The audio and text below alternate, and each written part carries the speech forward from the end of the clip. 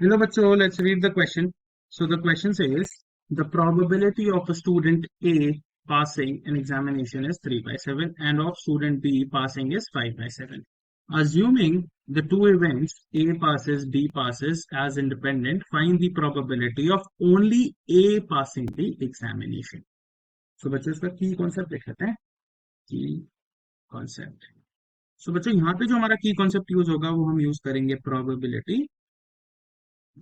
which is the product of P multiplied by Q.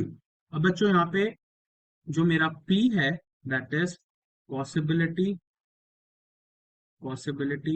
of event happening और Q जो है बच्चों that is the possibility of event not happening, मतलब वो नहीं हो रहा है.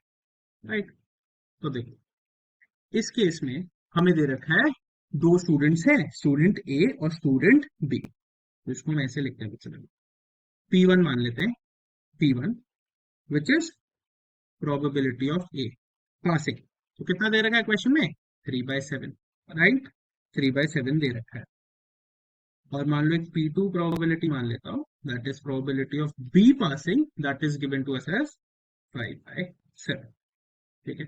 अब इसी के एडजेसेंट P1 के एडजेसेंट एक पॉसिबिलिटी Q1 मान लेता हूं, जो पॉसिबिलिटी है इवेंट नॉट हैपनिंग, मतलब वो पास नहीं हो रहे, उसकी प्रोबेबिलिटी क्या है वो मैं कैसे लिख सकता हूँ? मान लो उसको मैं लिखता हूँ P of A dash.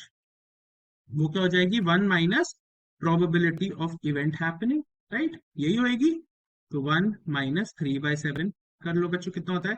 7 minus 3/7, that is going to be 4/7. 4/7. और ऐसी अगर मैं Q2 ले लूं बच्चों, तो वो क्या हो जाएगा? B पास नहीं हो रहा, 1 minus probability of B, that is equal to 1 minus 5/7, that is equal to 1 minus 5/7 जाएगा 7. और मेरे को तो सिर्फ ए से मतलब है, मेरे को तो सिर्फ ए ही निकालना है कि ए पास हो जाए एग्जाम में. तो मैं कैसे निकालता हूँ बच्चों? यहाँ पे देखो, probability of A passes the examination. तो बच्चों हम इसको कैसे दे सकते हैं? Probability of A passes the examination, probability is equal to P1 जब ए पास हो रहा है मल्टीप्लाइड बाय Q2 जब बी पास नहीं हो रहा है. राइट, दोनों की पॉसिबिलिटी को लेनी है. ओनली ए पासेस देंगे हम P1 मल्टीप्लाइड बाय Q2. ये कैच है इसमें. तो अब देखो बच्चों ये क्या आया? P1 कितना है? 3/7. Q2 कितना है? 2/7.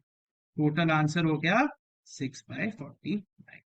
ये हो गई मेरी probability of only A passes. So the final answer is 6/49. I hope you understood it well. Best of luck.